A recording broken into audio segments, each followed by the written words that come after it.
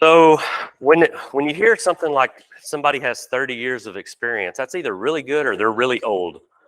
And I'm kind of starting to feel more old than good. But I have worked at you know, a lot of different companies. I spent about 12 or 13 years working for a $70 billion tech company in Central Texas.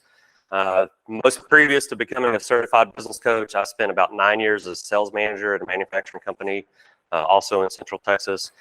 And so I do have a lot of experience and I also, Lathan, we were talking about ministry earlier. I had the opportunity to spend about 3 years working at my church in Georgetown, Texas. Also had the chance to meet Donald Miller while I was there. So I do have a lot of experience in a lot of different areas. But the reason I became interested in being a business coach, God just really started placing a burden on my heart right before COVID. And my sister and brother-in-law have a small business here in Tyler. And when I saw what COVID was doing to small businesses, and I know it was unforeseen and unpredicted and all those things, and you couldn't control that was happening. But it really stirred something within my heart that just wasn't fair for small businesses. A lot of small businesses just weren't prepared. They didn't have the systems and processes in place to navigate those stormy waters. And so I started looking for ways to help and stumbled across Business Made Simple. I say stumbled, that's not fair. I've been following Donald Miller, who is the owner of Business Made Simple, the organization where I got certified. He started his career as a Christian memoirist. And I don't know if you've read any of his early books, but the first book that kind of really took off for him was called Blue Like Jazz. And he wrote that years and years ago. And I found that book. And at the time that I read it, I just felt like it was very honest in the Christian culture that we were living in the day, like late 80s, early 90s. I just felt like it was very honest. It was basically a story of his journey from Houston, Texas to the far Northwest to go to college. And in his search for meaning in life and how to find God in a very liberal college setting, et cetera. Anyway, I have a tendency to talk a lot, so somebody may want to keep an eye on the time for me. And if we get to be about 10 minutes till, if you'll just kind of wave at me. But once we get into the presentation, it'll go pretty fast. But I wanted to just kind of lay some groundwork. So about 8 or 9 years ago, about 8 years ago, Donald Miller switched over from Christian memoirs and started writing business books. And the first book he wrote was called Building a Story Brand. And it was basically, in a nutshell, taking the elements of story and laying it over top your marketing to create a clear and concise marketing message. And it just clicked with me. I love stories. I love telling stories. I love listening to stories. I think that's how we communicate with one another. I mean, think about whatever you did right before you came into this meeting. If you were with someone else, 99% chance y'all were telling stories to each other about what you did last night, what you're doing tonight, or whatever. But that's just how we communicate with each other. And so it made a lot of sense to me. And because I was already a Donald Miller fan, I just kind of made the transition with him, started reading his books. Actually bought a copy of Story Brand, gave it to my boss at the time, and we actually implemented some of the elements of that book into our business in Cedar Park.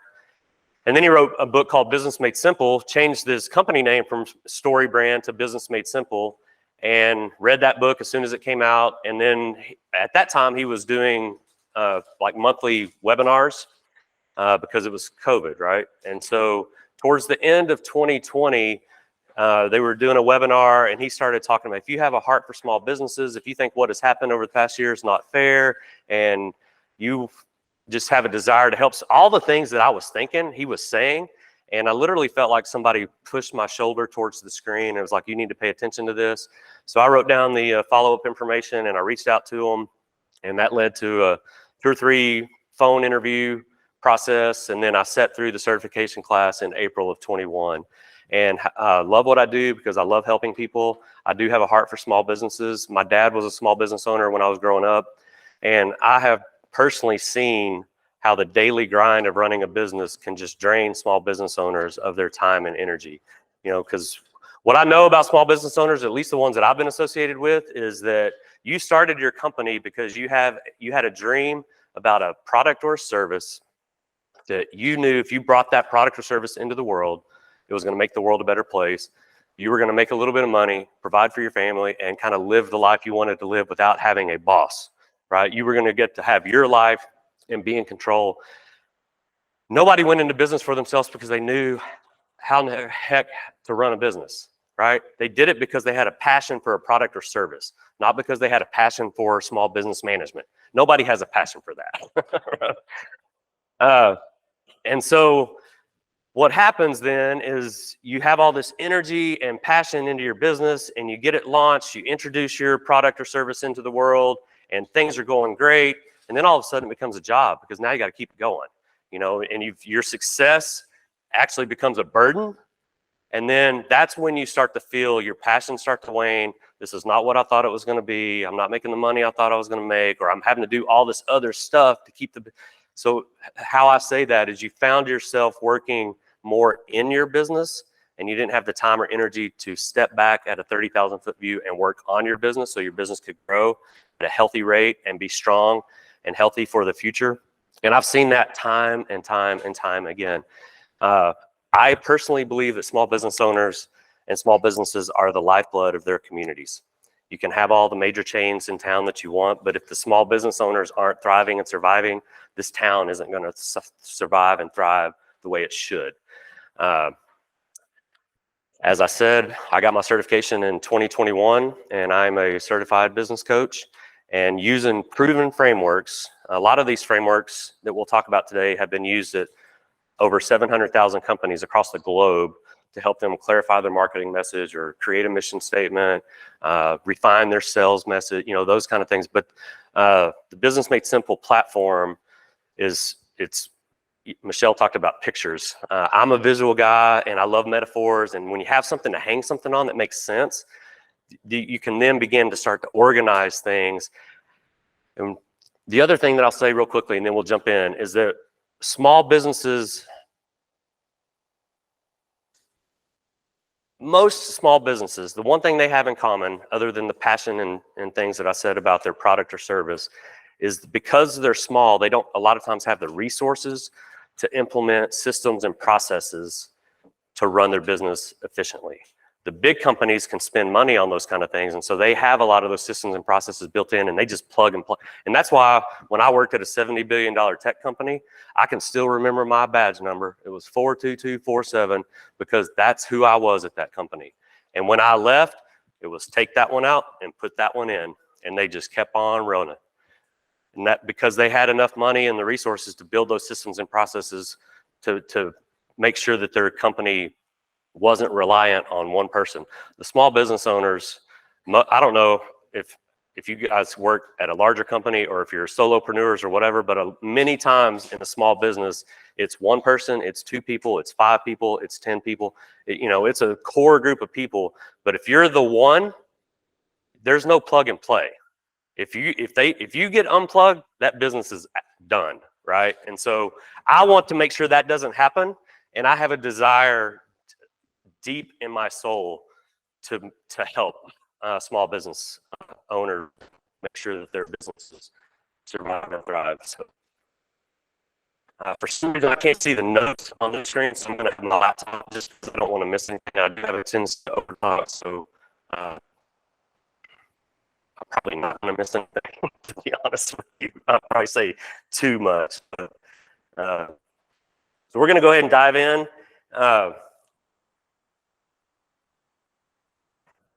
Okay, so, like I said, you got into business not because you knew how to run a business, but because you had a passion for a product or service. And so in a lot of ways, once you found that early success, the business part of it kind of became a mystery. Like, how do I handle finances? How do I handle overhead? How do I create and release new products and make sure they're profitable? How do I sell? I've never sold anything. I just had this dream of this thing that I wanted to sell or I wanted to push out into the world, but I didn't know I was going to have to be the one responsible for selling it, And how do I create a clear and concise mission statement? All of those things. And so we're going to talk about that. And the way we're going to do that today is that, well, first of all, wrong. This may not be a good idea. I'm probably not going to use that then, because I'm over here pushing buttons thinking it's doing this and it's this in my hand. So you really shouldn't have to guess how to make your business grow.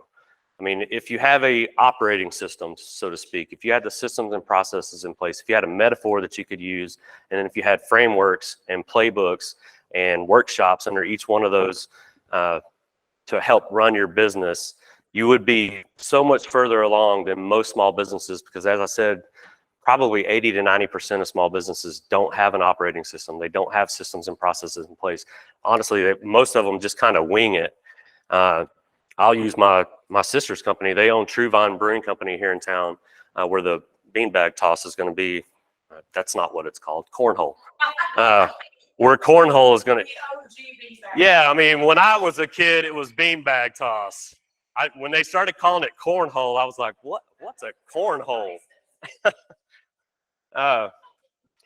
But they just celebrated their 9th year this past March, and I've been working with them since December.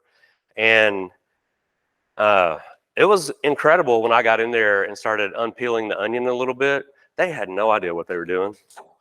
And honestly, no idea. But they managed to stick around for 9 years because their passion for creating quality craft beer and pushing that out into the community and creating community events drove them almost to the point of extinction, because COVID nearly killed them. And if that wasn't going to do it, if they kept running the way they were running, I don't know that they were going to have enough gas to go another 9 years, without having systems. So I'm helping them put systems and processes in place, and we're halfway through the year. Revenue's up year over year over last year. Expenses are down. We got some systems and processes in place. They're getting healthy. They're getting stronger. And True Vine, I believe, is going to be around for a while now. And I'm not worried about them going extinct like I was in 2020 when COVID hit, and I started developing this passion for coaching. So what we're going to talk about today, how we're going to do this, is I'm going to use the metaphor of an airplane. That's why Michelle had you fold the airplanes. Some of you won the book. It says how to grow your small business, but it uses the metaphor of an airplane. The reason I like this is because there are 6 major components of any business. There's 6 major components of any airplane. And you have this, I think everybody has the handout. They're stapled at the bottom, so you'll have to kind of open them the opposite way. But a couple pages in, you'll see this picture there. And I think it's just a great metaphor because it's easy to remember and it makes sense as you flow through the airplane. So if we start at the front of the airplane, the cockpit represents your leadership. That's either you as the solopreneur or your leadership team, the executive team, depending on how big your company is. But it's the leadership of the company, the people that are making all the decisions. What are we going to sell? How are we going to go to market? How are we going to treat our people? How many people are we going to hire? The people that are making all of those decisions, that's part of your leadership team. And if they don't know where the plane's going, the plane's never getting off the ground, right? So, and then your right engine represents your marketing. The left engine represents your sales. The wings of the airplane represent your products or services that you sell. The body of the airplane represents your overhead and expenses, and the fuel tanks represent your cash flows. And I love that metaphor because it's easy to remember. It's easy to walk people through. I can sit down over coffee and draw it out on a napkin, and it's just real easy to talk through. And then we have frameworks, playbooks, workshops, worksheets. We have a little bit of content under each one of these major components. And today I'm going to kind of just give a high-level overview of kind of the main framework or playbook under each one. But just know that there are, like for leadership, today we're going to talk about becoming a business on a mission, which is basically creating your mission statement and a couple other things. But we have negotiation training in there. We have communication, how to become a better communicator, how to organize your personal life, with a workshop that I do that teaches you to look at the end of your life and kind of reverse engineer it, setting 10-year, 5-year, 1-year vision and then goals, and then using a daily planner, not just to schedule your appointments, but using a daily planner to actually help you keep track of those goals and to make sure you're making progress on those goals every day. So there are multiple pieces of content under each one of these major components. But today we're just kind of walk through, like I said, at a high level, the major component under each one of these, or the major framework or playbook under each one of these. And the great thing about building an airplane, if you do it the right way and you optimize your business, your plane should fly far and fast because it's going to be a business that works. So just as a way of getting you guys interactive so I can take a drink of water, what do you see wrong with this airplane? Okay, so if this was a company, that would tell me, and what else? There's at least one other thing that's really wrong. Well, there's no tail, but going back to going back to this, I didn't really talk about the tail, so we're going to try to stick to this.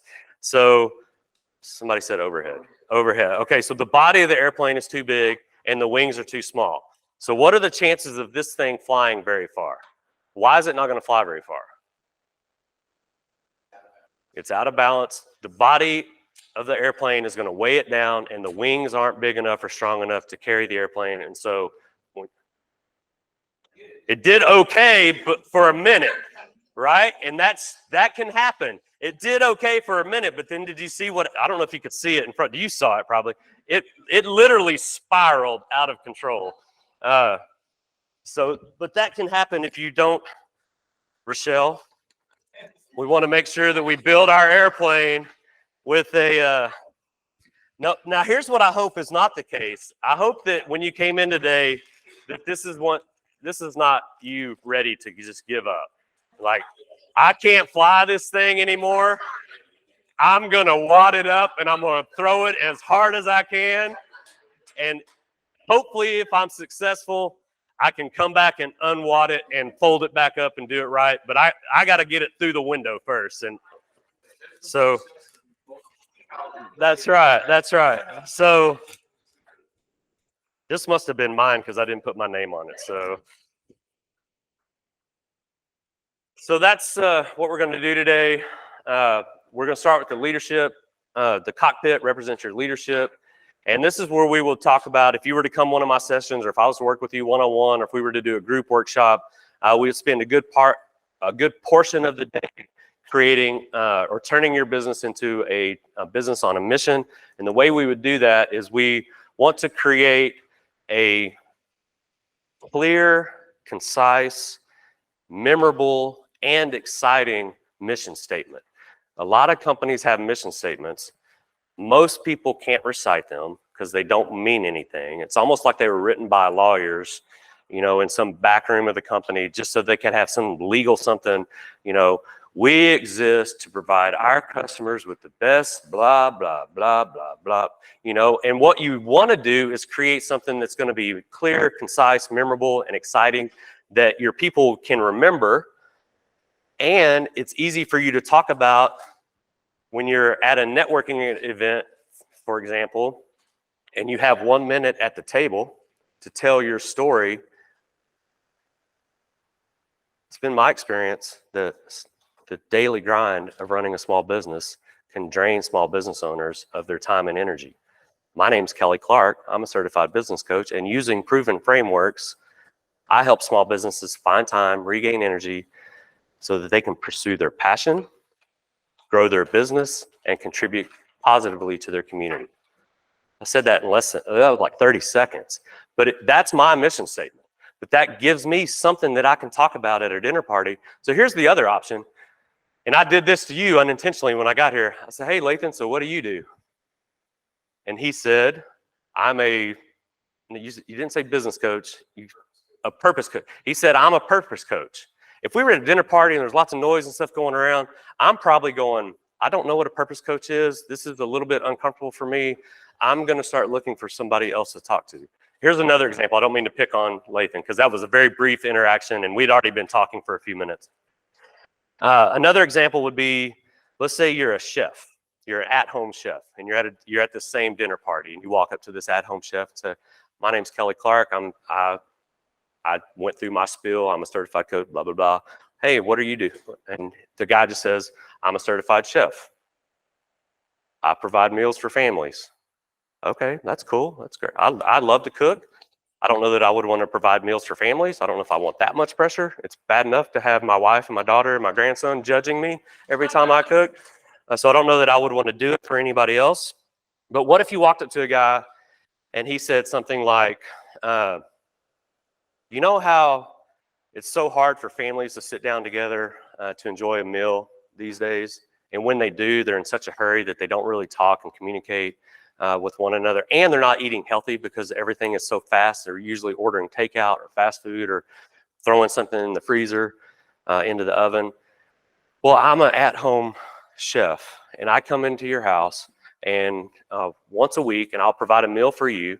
so that you can sit down with your family, enjoy that hour together, not have to worry about cooking, not have to worry about doing the dishes afterwards, and you can really invest that time in your family. Because you know what? Your kids, let's say their kids are in high school, you only have so many dinners left before your kids go off to college. Now I'm engaged in this conversation, right? Like, okay, dude, when can I get on your schedule? Because I got a sophomore in high school and I got 2 years worth of dinners left. And if we're only eating dinner once a week, then I don't even have 100 dinners left before she's gone. I'm going to engage. So that's why a clear and concise mission statement is very, very valuable, much more valuable than something that's written by lawyers in the back office.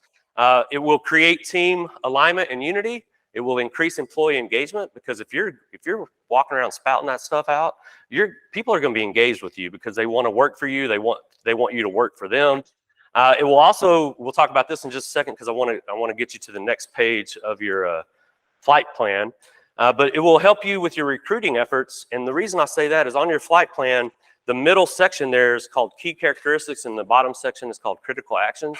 So once you've developed your mission statement and you kind of know where your company is going or where you're headed and what problem you solve and how you're going to make other people's lives better, once you kind of define that and have that written, the next thing you want to do is create 3 key characteristics. And what those are is kind of an aspirational identity of what you want your people to aspire to be, what you want them to strive to become.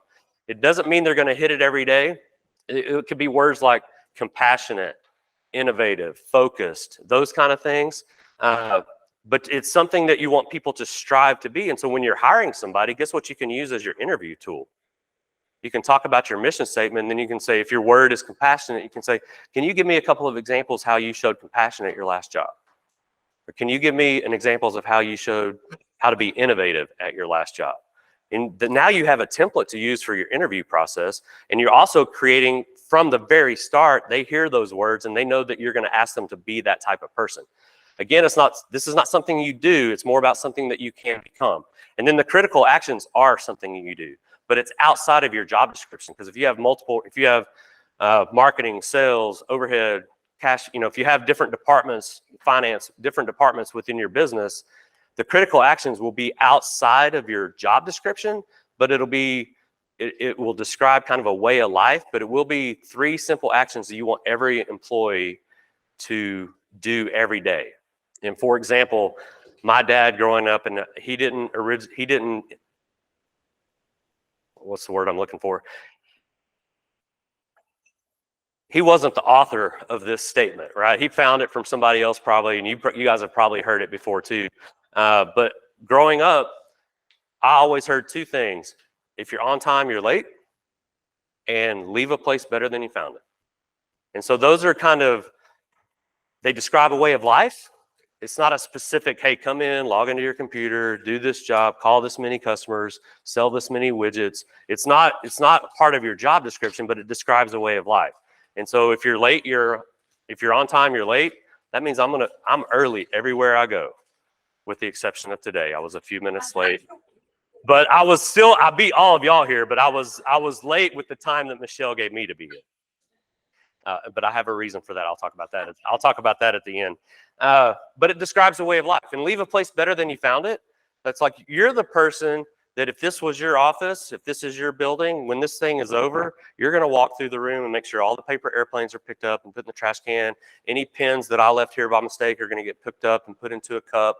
And all your lunches are going to get taken out to the trash, and they're going to make sure that there's, at Truvine, somebody's going to walk around the building and make sure no cigarette butts or empty cups are laying on the ground, things like that. It's just going above and beyond. So it describes a way of life, but it's something that it's easy to remember, and it's something that can be done every day.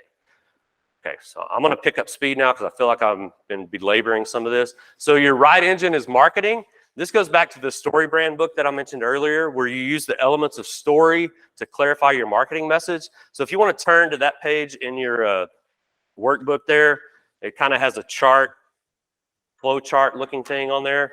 So what we do here is we use the elements of story to help a business clarify their marketing message. And all that is so here are the elements of a story. So if you've ever watched any movie, and we'll pick one here in a minute as an example, you have a character who has a problem, who then meets a guide. The guide gives the character a plan of action. He also shows empathy and authority. That's what makes him the guide. But he gives the character a plan, and then he calls the character to action, and then he defines what the winning stakes will be and what the losing stakes will be. And then all the while, that the hero of the story, the character that has the problem, has transformed from usually being a weak, don't know what they're doing. You know, think about all the heroes of any movie. They're not the hero at the beginning of the movie. You know, there's some weak, no good, nobody, nothing, Batman trying to figure out, you know, why his parents got killed. So here's an example. I don't know that everybody's seen this movie, but it's a good example because I like it. So we're going to use it. But The Hunger Games. So who's the character in who's the main character in The Hunger Games? Katniss Everdeen, right? What's her problem?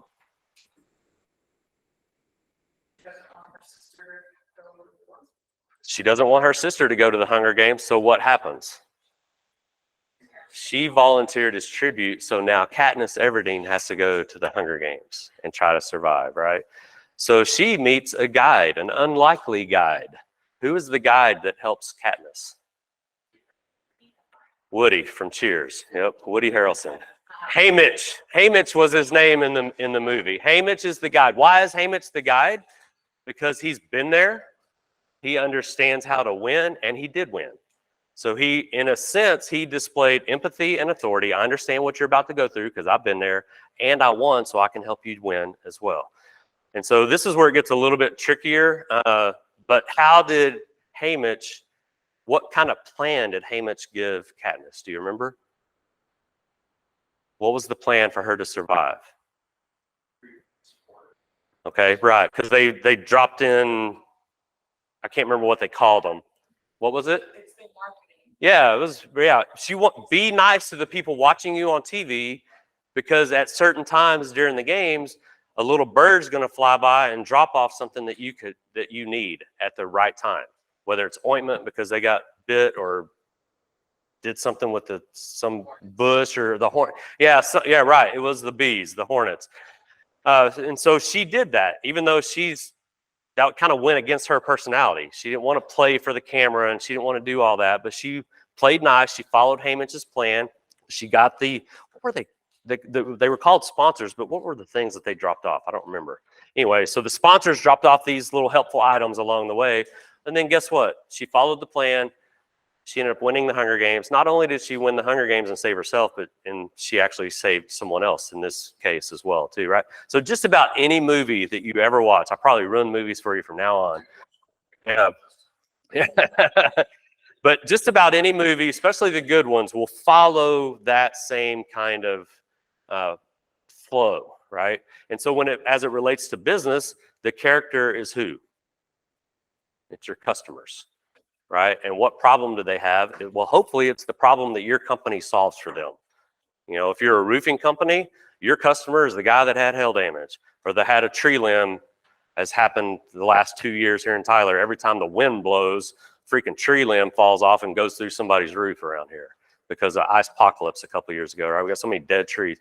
So that's the character. Your character is your customer. And the problem is hopefully a problem that your business solves. And then you are the guide. You set yourself up as the guide, and how you do that is by displaying empathy and authority. I understand your problem, and I know how to solve your problem because we've fixed 100,000 roofs over the last 5 years, or we've mowed 10,000 yards, or we've installed this many pools, or whatever your business is. Your problem has to be positioned as this, or your solution or your product, I should say, has to be positioned to the solution as their problem by showing empathy and authority. Nobody cares how long you've been in business. Nobody cares that it was your grandfather's business. Nobody cares that it's third generation family owned business. Nobody cares. What they care about is, can you solve my problem? And if you do that, so you have a customer who has a problem, you're the guide. You position your product as the solution to their problem. You give them a plan. You haven't asked them to buy anything yet. For the roofer, for example, you need to call us. We'll come out and call us, schedule an appointment. We'll send one of our guys out to inspect your roof, and then we will send you a quote and work with your insurance company on what it's going to cost to get that roof fixed. We haven't asked for money. We haven't asked for commitment. It's just give them an easy plan. There may be 12 steps in the plan, but give them the 3 biggest ones that will move them, because in their brain, what that does is it creates a bridge from my problem to your solution. And you're just gently guiding me across the bridge, right? And then you ask for the sale. You call them to action. Okay, now that we came out, we inspected your roof, I got a quote, here's what it's going to take from the insurance company, here's your deductible, are you ready to move forward?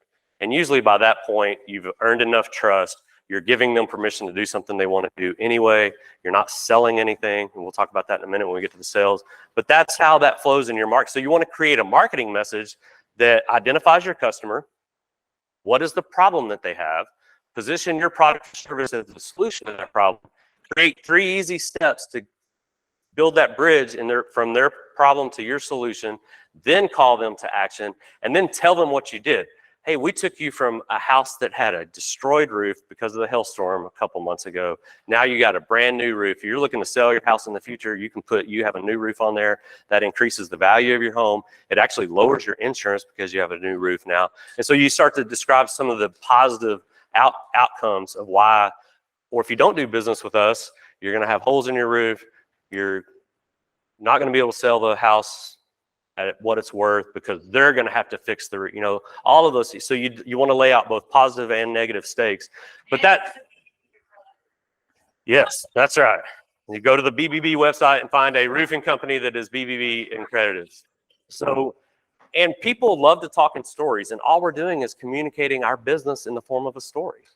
And so when you make that switch in your brain and start doing that, it just makes talking about your business so much more fun, because now you're just telling stories to everybody you meet. You're not trying to explain that, well, my grandfather started this company and the reason he did that is because they had a tornado and I nearly lost my grandmother in that tornado, but just ripped the roof off. That's an interesting story, but nobody cares.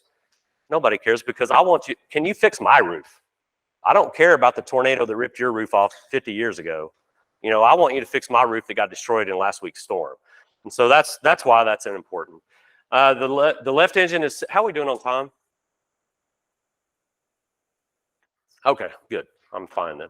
The left engine is sales.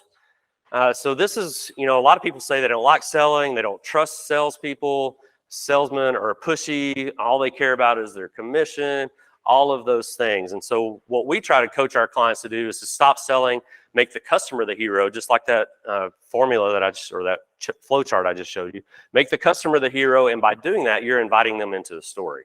And on a couple pages over in your workbook, there is a sales script that you can use, and I love using this script. And here's my challenge to you, is that if you're in the middle of selling something right now, you've given a quote, you're waiting, you've delivered the proposal, you're waiting to hear back from the customer, I want you to send a follow-up email this afternoon. When you get back to the office, I want you to send a follow-up email this afternoon and follow this script and see if you don't get a response from them. They still may say no, but I bet you don't. I bet they don't ghost you. If you're waiting and waiting and waiting, because I've had that happen to me before, because sometimes life happens, you get busy, and you just, hey, fire off an email real quick, and then it's a week, 10 days go by, and then I go back and I do this, and I get a response almost immediately every time. And so what you do here is, like I said, you're going to stop selling, invite customers into a story, position yourself as a guide with empathy and authority. This helps you build healthy relationships with your customers, and it will increase your sales and revenue. So I want to look at that sheet real quick. Can I grab yours real quick? So you're going to start with the problem. You've identified who the character is, right? You've got your customer. They've filled out your questionnaire online, or they've called your office, or however they've reached out to you, or you've created some sort of lead generator or whatever, but you have your customer. So you always start with the problem. So in your email back to this customer, dear customer, I want to thank you again for giving me the opportunity to send the proposal over.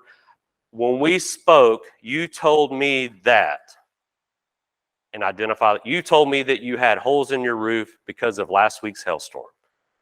That's simple. Just one simple little sentence that reminds them of the problem that they told you. You're not making this up, right? They told you this problem. That's the beauty of this, is that you're solving their problem. You're not trying to push your product on anybody. So you identify what the problem is and remind them that they told you what that problem was.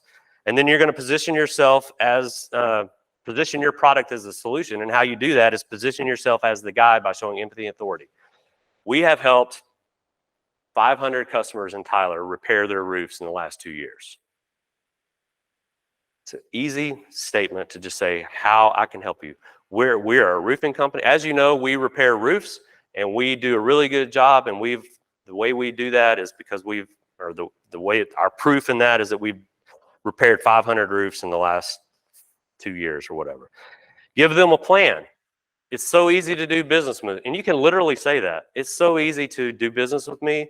If you'll just call and schedule an appointment, we'll come out and inspect your roof, and then we'll work with the insurance company to figure out what your deductible is and what you're going to owe out of pocket, et cetera, and when we can get started, how long it's going to take. Whatever the 3 easy steps are, and just bullet point those in the email. So now you've reminded them that they told you they had a problem. You've told them that your product solves that problem. You've given them an easy plan to engage with you. And then you want to paint the stakes, negative and positive. You know, if you decide not to use me, there are other companies in town, but they're not BBB rated. They haven't been in business as long. And this is where you want to maybe use some of your authority and, you know, kind of your stat sheet. They don't care. They still don't care that your grandfather started the company.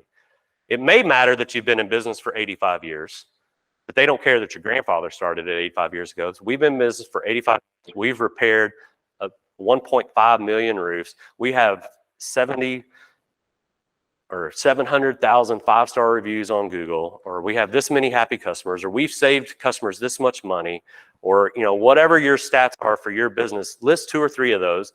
And if you don't use us, you may find you may get your roof repaired, but is it going to have a lifetime warranty? Is it going to be a BBB accredited business? Is it going to be this? Is it going to be, and just, you don't want to belabor that point because you don't want to browbeat them, but you want to call out 1 or 2 negative outcomes that if they don't use you, if they go to one of your competitors or somebody that doesn't do business as well as you do, you want them to recognize that that's a risk. And then you call them to action. I'd love to get started with you. I have time to get started next Wednesday at 2. Does that work for you? Or however, if you're asking for money, you know, you just ask for the money. And like I said, by the time you get to that point, as they're reading that email, they're sitting there probably nodding their head. Because the reason they didn't get back to you is because, remember way back at the beginning when I said that small business owners or people in general spend more time working in their business than on their business? Well, that happens to people too, right? People get busy, they forget, they got to go to work, they got to pick up their kids after school, they got to go get the dog groomed, all these things that they got to do. And it's not because they're really maybe necessarily ghosting you, but you haven't firmly implanted that your product or service solves their problem. And so they're wondering, do I even bother calling him? Because I'm not sure, it wasn't clear. And so when you lay that email out, so what I'd like for you to do is I gave each of y'all my card. If you're in the middle of this process with somebody, this afternoon, I'll challenge you to do this. Create a follow-up email, follow that format there, send the email, write down the time that you sent it, or it's time stamped in Outlook or Google or whatever you use for your email. And I bet you get a quicker response than if you've been waiting a week or 10 days for somebody to respond to you. My bet is that they'll respond either this afternoon or tomorrow morning. That's happened to me more times than I can count. Because I get busy, I already admitted that. And sometimes I just fire off and go, hey, did you have a chance to look at the proposal? Well, I'm following up, checking in, wanted to circle back around, all those words that we use. No, don't do that. Remind them of the problem that they told you they had. Remind them of the product or service that you have that solves that problem. Tell them why you understand that problem. Give them a couple examples of how good you are. Throw out some of your stats. Again, nobody cares about your grandfather, but they do care that you've been in business for 85 years and that you've solved this many problems before and you have this many ratings or whatever. Give them a simple plan, call them to action, and then to close it out with thank you for your time. I look forward to doing business with you, or I look forward to hearing from you or whatever. I usually close my emails out with cheers to your success, because I've been working with TrueVine, so they have the cheers to us wall. And so I changed my email signature to cheers to your success. So that's an easy sales script that you can use, and it doesn't come across as pushy. It doesn't make you everybody. Some people, like I said, they hate to sell, or they don't trust salespeople. They have the used car sales guy in their brain or whatever, and so in able to eliminate all of that kind of negative feel in the sales process, if you just follow this script, you're inviting your customers into the store. I can solve your problem, and here's how. And it's so simple. That's the beauty of a lot of this. It's just so simple, but we get so busy that we don't stop and think about it. All right, products is your wing. The wings of the airplane represent the products. So like I said, you had a passion for a product or service that you wanted to introduce in the world to make the world a better place. But the framework that we use here, the playbook that we use here, really kind of walks you through a simple process to make sure those products are profitable, that they're going to generate the revenue that you want to generate, that it's going to be priced right, it's going to fit in your portfolio of products. So like if you're HTO, for example, you probably don't want to start selling snow cones. I mean, they're similar, so why not do it? Well, because now, in addition to an ice machine, I got to have a machine that grinds ice. And I got to have more room in my little bitty building over there to do that. And then I got to have a different cup to put it in. And I got to get different syrups, because now it's going to be more candy flavored syrup. And well, you didn't really think that through. Stay in your lane, And so don't create products that don't fit in your portfolio, and then evaluate each product. Is it going to be profitable? Is the profit margin going to be there that I need to run and operate my business? Can I sell it at that price? How does it fit in the marketplace? All of those kind of questions, and a lot of those are answered. There's a couple of 3 or 4 pages of worksheets in your handout that go through that. But at a high level, again, it's just very simple. It's just a good thing to go through to get your brain thinking. There'll be other things that you think of. You should see some of the spreadsheets. I keep using TrueVine as an example, but you should see some of the spreadsheets that they have to evaluate how much money they're going to make before they ever decide to brew a beer. Because they got to look at ingredients, how long it's going to be in the tank, how long it's going to sit in this tank, how long it's going to take Dusty to move it over here, and then how long is it going to take Josh to put it in kegs, and how many days is it going to take to can it, and then how long does it take from canning to distribution to get to the grocery store to get on Brookshire's shelves. They look at all of that, and so you have to think through the whole process the product life that your products are going to go through, and evaluate every little penny. And sometimes it's half a penny, or a fraction of a penny, but they all add up at the end of the day. And you just want to, it's just a good reminder to make sure that your products fit in your portfolio, and that you're going to have them at a profitable price for your company. And another way to say that is that they're viable for your market. It does install a vetting process, because this is what we don't think about a lot of times, is the hidden costs and pitfalls, right? Like if HTO just decided they were going to start making snow cones, well, they probably didn't think about the different kind of cups that they were going to use, or the new ice machine, or where they're going to put the new ice machine. Now, do they have to have 2 drive-through lanes now? Or is everybody still going to go through the one, and is the message confusing now because we have the best tea in Texas, or we have the best snow cone? Which is it? What are you good at? Are you good at tea or snow cones? I'm confused now as a customer. Right, do you like your ice crushed or cubed, right? And it will help clarify your marketing message when you know what products you are releasing. Number 5, or the 5th element of the airplane, is the body, which represents your overhead and operations. So this is basically, at a high level, again, just a system of, it's a management and productivity system, but it's really, what it boils down to is, are you running the right meetings in your business to make sure that everybody's focused on their task, they know what their job description is. You as the boss, and especially if you run an organization that has more than 5 or 10 employees, you may walk through the halls one day and you see somebody over there that you don't get to interact with a whole lot, and you may not be real sure what they do, and it's nice to have these meetings, and these are in your packet as well, but you can see the bullet points there. I'm not going to read those for you, but so here's the meetings that I like to use. There's a leadership meeting template in there, and so if you have a business that has 2 or 3 leaders, this gives you an opportunity to sit down every week for 15 minutes, 30 minutes, 1 hour, whatever you need, but it's one meeting a week. And the leadership team gets to talk about what are our top priorities this week. Not for the year, because that's a different meeting, not for the month, but for this week, what are the top 3 priorities? What do you see any obstacles in your way? And what can we do to make sure we remove those obstacles to make sure that you can accomplish those 3 important tasks? The other thing, I'll kind of fast forward here. We talked about the mission statement and key characteristics and critical actions earlier, and you can use that in your interview process, but you could also use that same template in your quarterly review process. Remember, what can you tell me in your own words what the mission of our company is? Well, I've seen the daily grind of running a business. If they start in like that, then they got it. Or if they say some variation of, I know that running a business is hard and it can be confusing at times for business owners. I think business owners are the lifeblood of their community. And what we do here is we use these frameworks to help people overcome those obstacles. That isn't exactly what I said earlier, but if they say something close to your mission statement, then they've internalized it and they can repeat it back at a dinner party. Then you can go through the key characteristics, and that's how you grade them on their performance.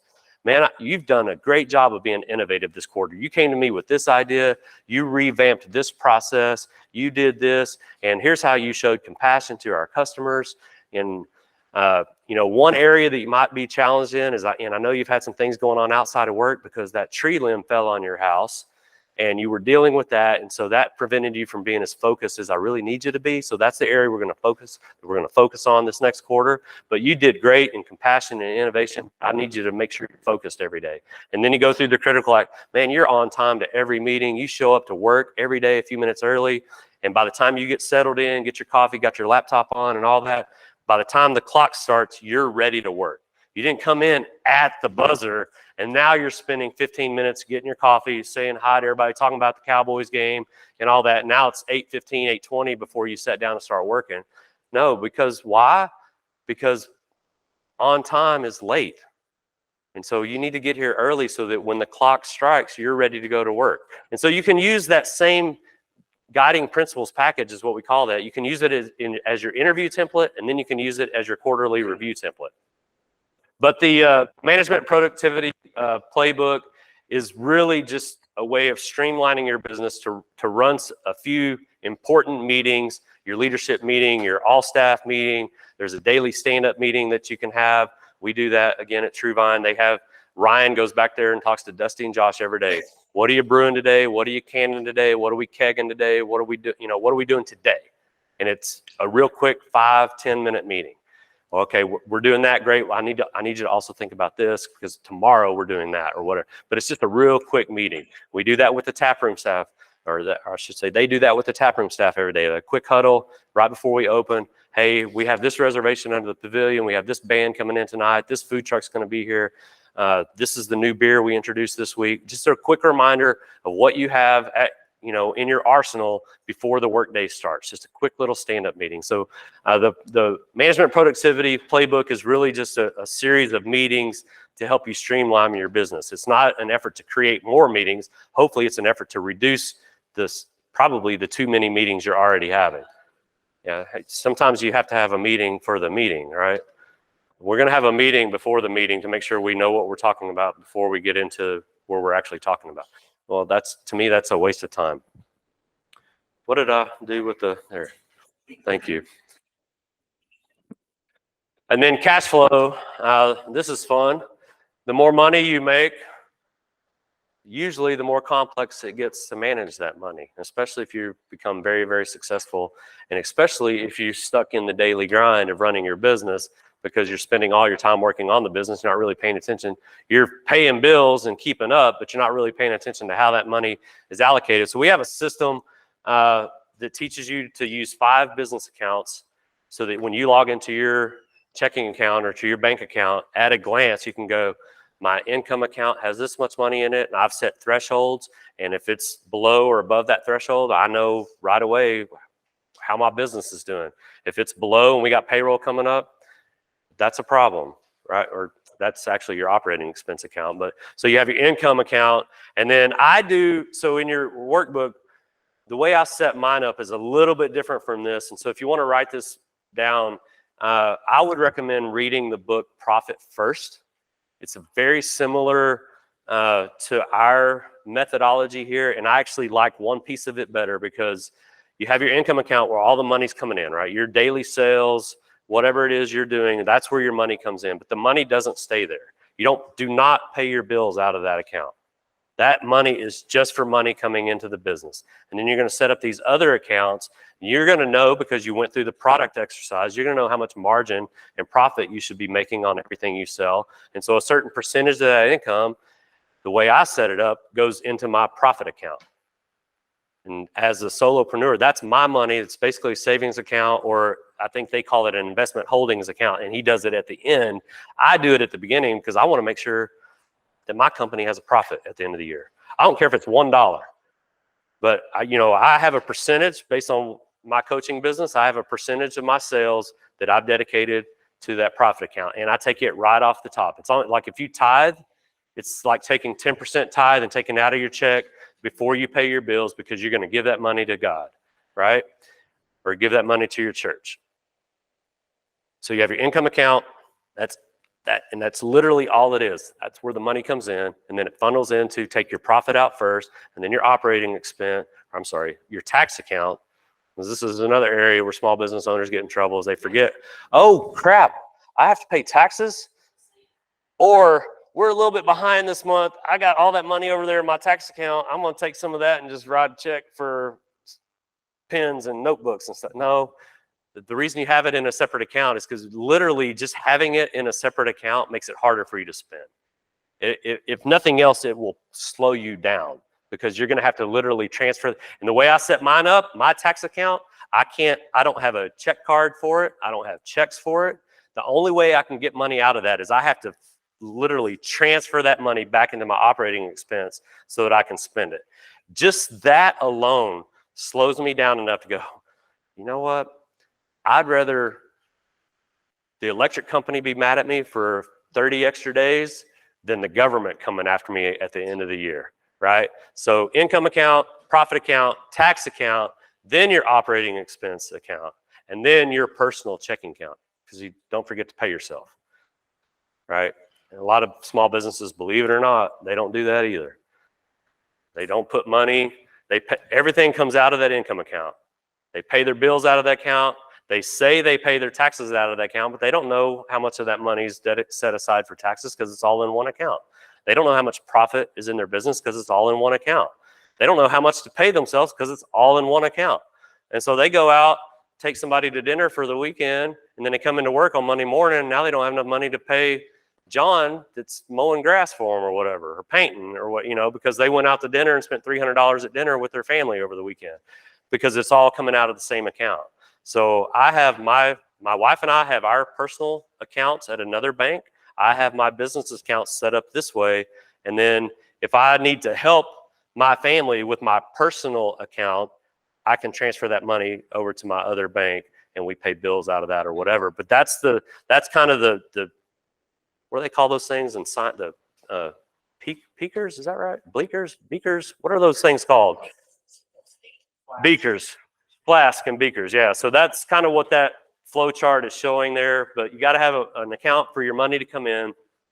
I would strongly encourage you to read that Profit First book, because it makes a lot of sense to me. Because if you take the profit out first, again, because it's in a separate account, you're going to be less tempted to use it. And then at the end of the year, you get to celebrate and go, man, my company was profitable. And then you can talk to your accountant to figure out how to hide that so that the government doesn't know you were profitable. I didn't say that. Is this being recorded? But you should hire an accountant to make sure. But at the end of the day, the reason we went into business, in addition to having a product or service that we wanted to put out into the world because we thought it was going to change the world, is that we wanted to have the life and freedom that we wanted to have. And part of that means you got to be successful. And being successful means you have to have profit. If your company's not making a profit, then your plane is going to run out of gas, and it's going to spiral down and hit the ground, right? So that's kind of what we do. I think I probably said all those already. I've kind of been jumping ahead of my presentation. But again, here's the picture of your business. You have your leadership. You have the business on a mission framework that we talked about, marketing, story brand, messaging framework, clarify your marketing message. Another way to look at this is you want to clarify your business mission, clarify your marketing message, make the customer's the hero there. Product, the wings again represent your products. And then we have the product optimization playbook. Overhead and operations is the management and productivity, and cash flow is the cash flow made simple playbook. The what y'all call them? Beakers.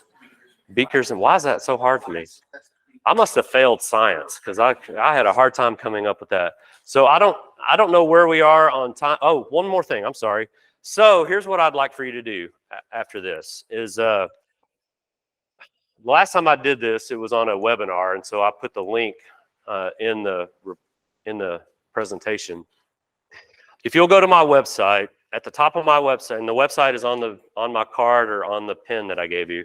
Go to my website. At the top of the website, there's a button that says "Take the assessment" or "Free business assessment" or "Free assess," something like that. I can't even remember what it says. Okay, awesome. Michelle will send that link out to everybody, and this is a free assessment that I would like for you to take. And what it'll do is it'll ask you questions under each one of these 6 major components of your business that we walked through today. And it's not a pass or fail. This is not a test. It's an assessment. It will kind of give you a feel for where your business might need help. And it'll identify that by red or green. And if your leadership, if the leadership comes back red, then we may want to consider talking about doing a business on a mission workshop with your company. If your marketing is green, then great, you're fine there. And then if sales is red, we'll spend some time going through the sales script that we talked about earlier. But it'll identify at a glance. It'll give you this picture. It won't have it'll just say leadership and marketing, product and sales, but then it'll have a red or green identifier next to it. And it'll give you at a glance kind of where you need to work on or the areas you need to work on in your business. And then my offer to you is that right next to the free assessment button on my website is a schedule a call button. If you'll schedule a 30-minute call with me, I would love to review that with you and talk through some ideas on how you can improve your business to optimize your flight plan so that your business and your airplane can fly far and fast. And so it's a free assessment, free 30-minute coaching call with me. And then if we decide to engage further than that, we can obviously talk about that as well. But I think, unless you guys have questions, that's all I have today.